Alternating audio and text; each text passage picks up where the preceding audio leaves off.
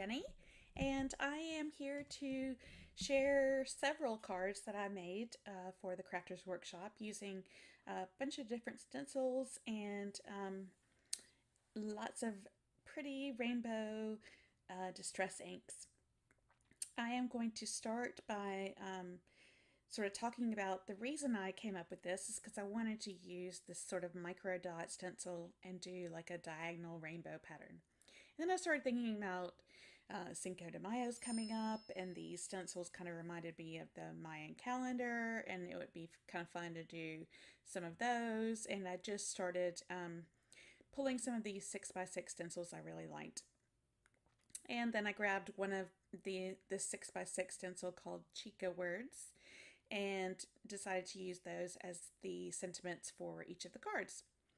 So, and just make it fun and happy and rainbowy, and if rainbowy is a word. And so that's what I decided to do. So I picked out lots more colors than I planned on using, and I settled on the 7. And I started by just using the same color or same type of cardstock, which is just a plain white, pretty heavy. I think it was maybe 80-pound or 110-pound cardstock. And I taped the back of the stencil on it. This one is called Spring Medallion, I believe. And I have several of the ink blenders and a lot of the different sponge daubers on each of the back of these little mini inks. I didn't have the one for the mustard seed. So I start rainbow order, and I've got Barn Door, Spiced Marmalade, the mustard seed. This is Mowed Lawn. Then I'm going to move to, and these are the regular distress inks. They're not oxide, so it is more of a blending process, although I didn't really do a lot of blending. I was just kind of trying to get color down, and I overlapped each little bit of the color. So Salty Ocean, Chip Sapphire, which is my favorite color ever, and Seedless Preserves. And I knew I was going to fussy cut each of these out, so I didn't mind that I went over the edges of all of the stencils. That was okay. And very unlike me, I went ahead and just kept moving and did not clean up the space in between each of the cards or each of the stencils. So this next one is called Sunflower Mandala. And I did the same thing. Same colors. Red, orange, yellow, green, light blue, indigo, and purple. And I had planned to kind of have this sort of, my thought was to have sort of rainbows and clouds. And I was going to cut out some clouds out of vellum and put the sentiment on it and do a heat embossing on top of it so that you didn't get too much of the rainbow lost on it. And then it would sort of go together, you know, rainbows and clouds. So this is the one, this is the, I think this is called Big Flower. And I used 5x7s for those previous two. Well, actually, maybe I made 4 cards. I only show the complete process on 2 of them. And 2 I make 5x7s, and 2 I make the A2 size, which is 4 1/4 by 5 1/2. So this is one of the smaller ones, and this is the Big Flower stencil. I'm gonna do the same thing, line it up, and you know, these inks are really forgiving. The stencils are really forgiving. I used sequins in a strategic way to cover up any boo-boos if I made any, and to tie in all the colors. And you know, this was a super fun project to play with and to enjoy, and it's just happy colors. I've been making a lot of sadly like thinking of you and sympathy cards, and it's, even though I love making cards for people that I love that are, in my thoughts, and I want them to know that. It's still, um, it was still kind of a bummer to know that kind of in my heart I was making these for something that was a very somber, sad event. And while I think that is one of the best ways to make a card for somebody, it's kind of fun to make like some very happy, cheerful, you know, no issues rainbow cards.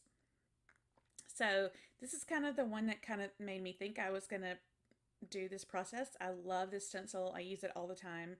This is the 6x6 micro dots.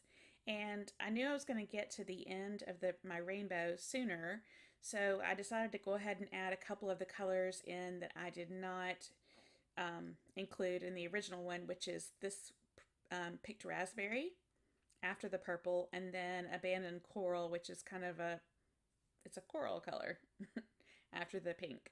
So it kind of, goes back right almost to the red.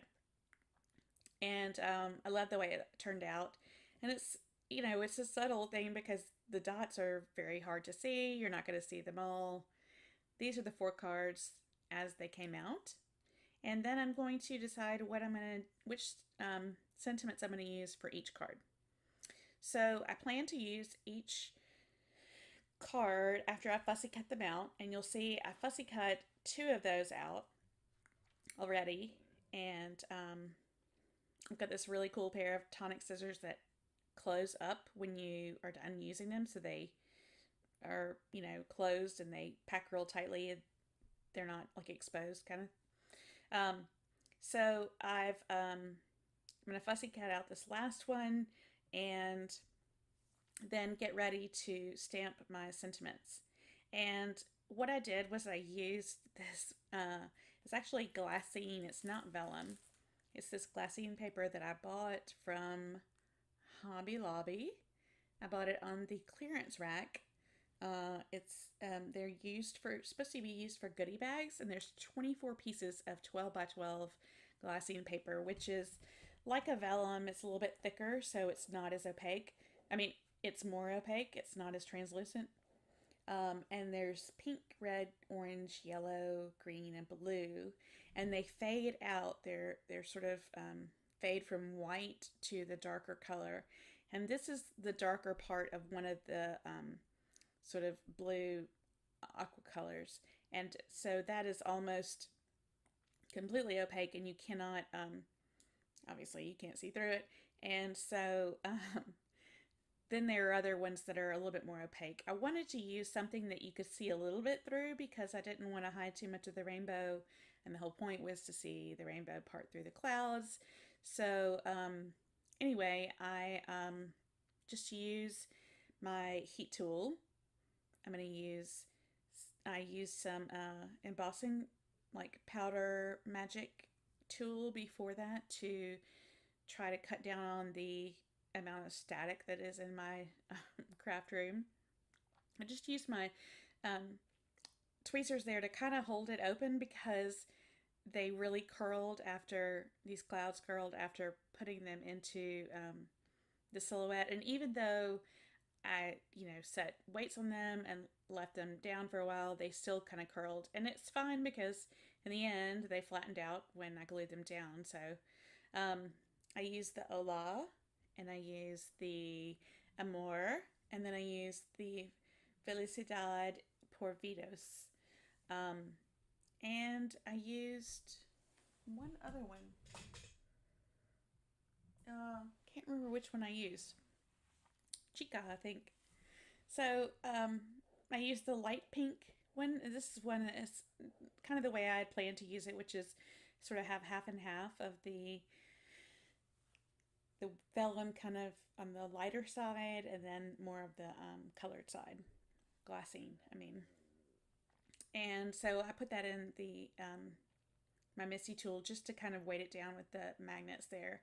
And I use a sponge dauber to sponge on my Versamark ink, and then used some Ranger Fine Detail Gold embossing powder. And I used either the gold fine detail or the white fine detail. And I really liked the way both of them came out. I thought this gold was really nice on this sort of rosy color. And I had actually planned to stitch around that stitch line. It's not really made for stitching, so I was afraid I was going to rip it anyway. And then I thought that maybe that might make it a little bit more rustic, whereas I think because I cut them out, and especially the one with the dot seemed a little bit more, um, it seemed more, it seemed less rustic. So I did not want to, I just decided not to do that. So I'm going to add that second little bit of the sentiment there. And even though that was the one I was kind of worried about, I love the way it turned out. I think it looks really good. Okay, this is the other one that I love the way that's the part of the kind of glassing that I wanted with the part white, part of the colored glassine. And what I was going to say was that these were originally, I think the package was $10 and I got it on the clearance rack for $2.50. And I have had it literally sitting in my pile of things to do, either to make, gift bags or tags or something with, and I have not grabbed them until now. And I was so happy that I found a good way to use them. I think this is the perfect scenario. I think they look great with this, with these cards, and they cut like a dream. And I just put the cut setting on vellum, and I don't think I even cut it I don't even think I did a double cut. I was worried because I actually had a fairly new blade.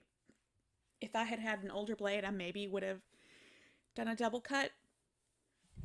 So I'm just going to take some plain black cardstock that's it's actually textured, sort of American Crafts cardstock, and I'm going to mount that on each of my plain white card bases. And I'm going to mount the blended ink pieces on top of that. For this first one, I wasn't really thinking yet. I just kind of started going for it, and I had not, and I really wanted to add a little bit of dimension. So I did that on the cards after this one. For this one, I went ahead and just went for it. So it's a pretty flat card. And I just added a little bit of liquid adhesive back behind those letters, and then trimmed off the edge, and then adhered the whole thing down with a my ATG, which ran out, of course, on film. Never fails. Okay, so got that one done, and then I'm going to move on to the other ones. And with these, I end up using a piece of fun foam, I believe, behind the blended ink pieces. And then, yeah. And I use some liquid adhesive here. I use the Nuvo Deluxe adhesive, which I am squeezing every single teeny drop I can possibly get out of. And then I just use the same teeny liquid adhesive to glue the just behind the letters of the embossed sentiment on top of that. And like I said, even though those were kind of curled and had, some of those issues, they flattened out perfect in the end. And then obviously the glue keeps it adhered. And I just used a little bit of this liquid glue right behind those letters. And even though it is a little bit more opaque and I probably could have gotten away with it, I didn't want to take a chance. I just weighed it down with some clear stamp blocks. I've tried to use other things, but inevitably everything on my desk gets ink or dirt or something on it, and I will end up transferring it to this. So I actually keep my stamp blocks pretty clean because I have just some, alcohol, like 91% ethanol down here, and I keep some, cotton balls, and I just clean off my stamp blocks really well. So I use those as weights almost more than I use them as stamp blocks. Okay, now I've got a bunch of random sequins that I pulled out. A lot of these were from big groups of sequins I bought off of Amazon. Some of them are pieces of collections that were in a group of, sort of different colors. And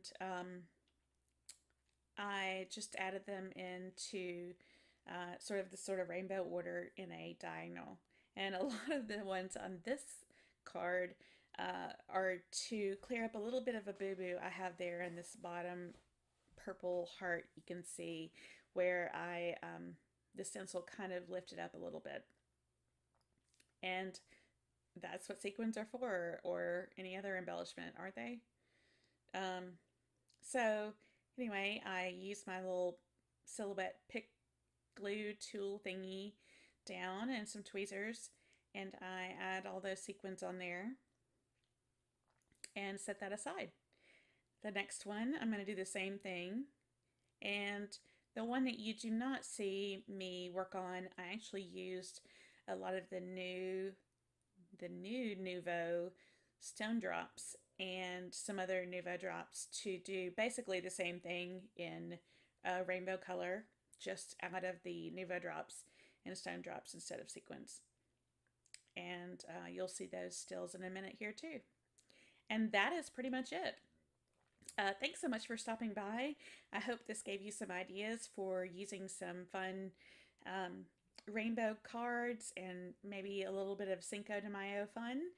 I had a great time blending some inks and doing something that was happy and cheerful, and sharing it with you. So thanks for stopping by again.